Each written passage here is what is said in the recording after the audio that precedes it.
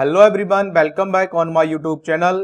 तो स्टूडेंट्स, आज के टॉपिक में मैं आपको बताऊंगा कि शॉर्ट आंसर्स को कैसे लिखा जाता है एक प्रॉपर मार्किंग स्कीम के साथ में, उसकी प्रॉपर डिजाइनिंग कैसे की जाती है।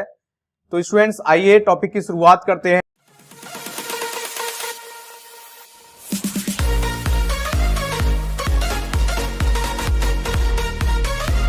तो देखिए, सेक्शन सी लिटरेचर सेक्शन होता है और क्वेश्चन नंबर 8 और 9 दोनों ही आपके शॉर्ट टाइप्स के क्वेश्चंस इसमें पूछे जाते हैं। तो देखिए, फर्स्ट वन जो क्वेश्चन नंबर 8 है उसमें आपके प्रोज से रिलेटेड क्वेश्चन दिए जाते हैं, वो भी 5 क्वेश्चंस दिए जाते हैं जिनमें से हमें 4 करने होते हैं और वो हमें 40 से 50 वर्ड्स में लिखने होते हैं। ठीक है, 1 आंसर के लिए हमें 3 मार्क्स अलॉटेड है और ओवरऑल अगर हम 4 आंसर कंप्लीट करते हैं तो उसके लिए हमें 12 मार्क्स मिलेंगे। ऐसे ही क्वेश्चन नंबर 9 है, इसके लिए इसमें भी 3 क्वेश्चंस आपके सप्लीमेंट्री में से आते हैं, फुटप्रिंट्स विदाउट फीट वाली जो बुक है आपकी, जिसमें से आपको 2 करने होंगे और उसके लिए भी आपको 40 से 50 वर्ड्स में लिखना होगा।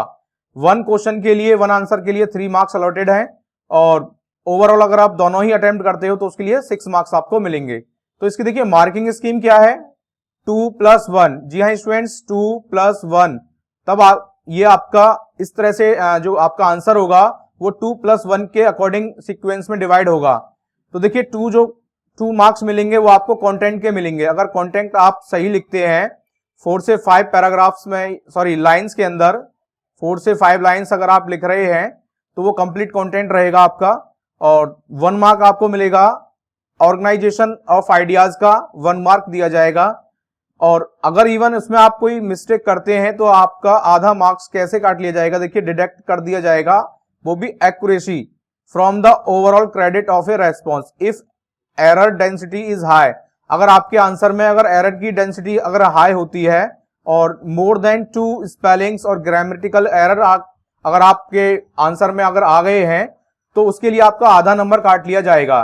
ठीक है स्टूडेंट्स, अब चलते हैं, अब इसको अपने शॉर्ट आंसर्स को हम इफेक्टिव और बहुत ही अच्छा कैसे बना सकते हैं और कैसा लिख सकते हैं।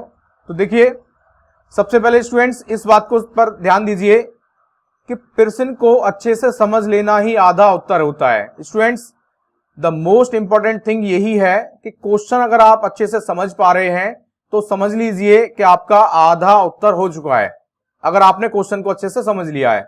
ठीक है स्टूडेंट्स, और देखिए फर्स्ट पॉइंट है, choose easy suitable question among the given questions in which whose answer you can write. Actually आपको ऐसे क्वेश्चंस का सिलेक्शन करना है जो आपके लिए कंफर्ट हो, ठीक है, जिसका आंसर आप लिख सकते हैं। Okay students, second, read the question carefully. Students वही बात देखिए मैं बता रहा था ना, प्रश्न को अगर अच्छे से आप समझ लेते हो तो डेफिनेटली आप उसको 100% कर लोगे, तो इसलिए क्वेश्चन को अच्छे से समझें पहले। ठीक है, थर्ड वन देखिए, divide your answer into 3 parts. Actually अपने आंसर को तुम्हें 3 पार्ट्स में डिवाइड करना होगा, पहला इंट्रोडक्शन पार्ट, फिर मेन कंटेंट और कंक्लूजन।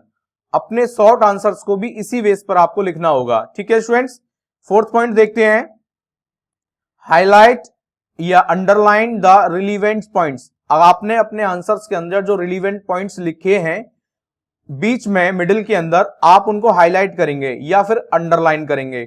हाईलाइट की जगह पर अगर आप अंडरलाइन करते हैं ना, वो ज्यादा सफिशिएंट रहेगा और इफेक्टिव रहेगा। ठीक है स्टूडेंट्स, जो रिलीवेंट पॉइंट्स हैं उस क्वेश्चन से रिलेटेड उस आंसर के अंदर।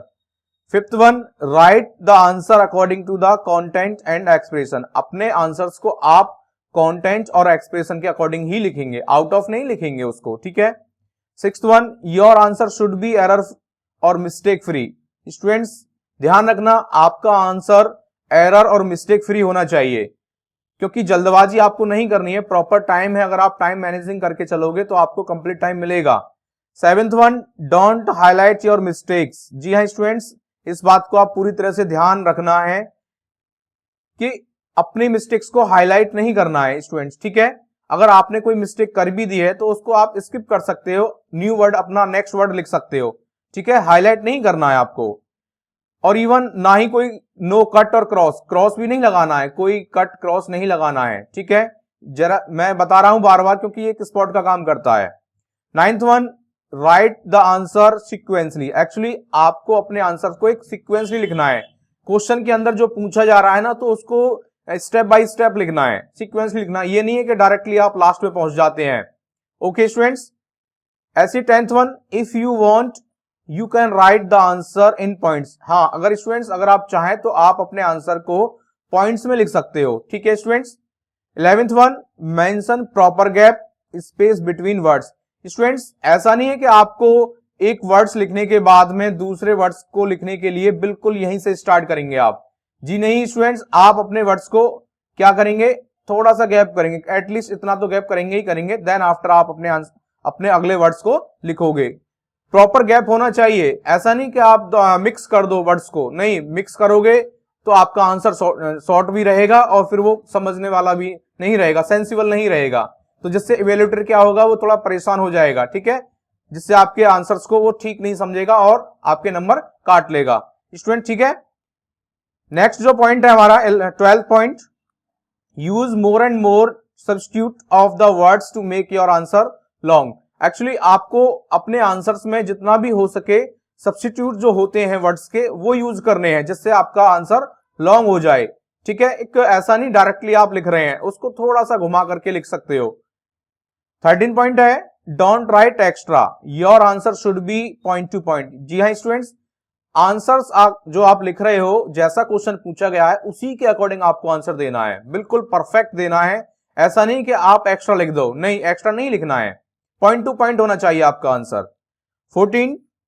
14 देखिए, writing should be neat and clean. Students वैसे तो कहा जाता है कि writing doesn't matter, but matter करती है स्टूडेंट्स। अगर आप एकदम क्लियर एंड क्रिस्टल लिखोगे तो जो इवेल्युएटर होता है उस पर काफी इंपैक्ट पड़ता है और वो मतलब एक तरह से खुश हो जाता है और खुश होकर के आपको नंबर भी दे सकता है। ठीक है स्टूडेंट्स, इसलिए आप अपनी हैंड राइटिंग को थोड़ा सा क्लीन करके रखेंगे, नीट एंड क्लीन। ओके।